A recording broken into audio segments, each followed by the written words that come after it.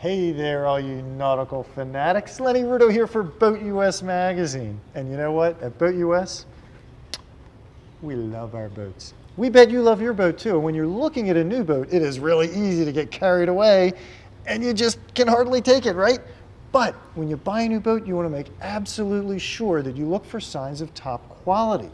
So we've come here to Waterfront Marine in beautiful Edgewater, Maryland, to look at what 3 top things you can look for as signs of quality. A well-built boat has really secure hardware. Thanks to the use of backing plates, you can always get inside the boat somewhere and look around underneath the hardware and see if there's a backing plate. On less expensive boats that aren't built quite as well, you might see washers in place or even no backing plates. You want to take a peek and you want to see those nice heavy-duty backing plates. Okay, now, you may be wondering why I have contorted myself into the guts of this boat. And the reason why is another great sign of quality can be found in the wiring. And you want to look at the wiring in a place where nobody ever expected anybody to look at the wiring.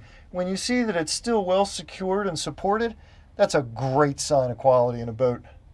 Tip number 3 when you're looking for quality in a boat has to do with this right here. This is a magnet.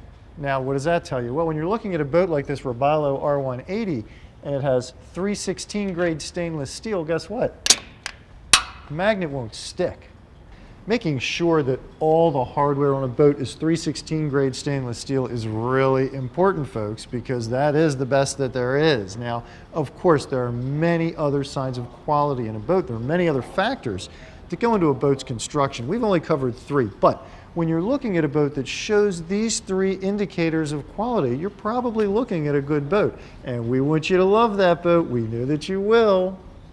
Well, folks, we hope you found this video helpful. We hope you'll subscribe to our YouTube channel, and please feel free to leave any comments you might have in the box below.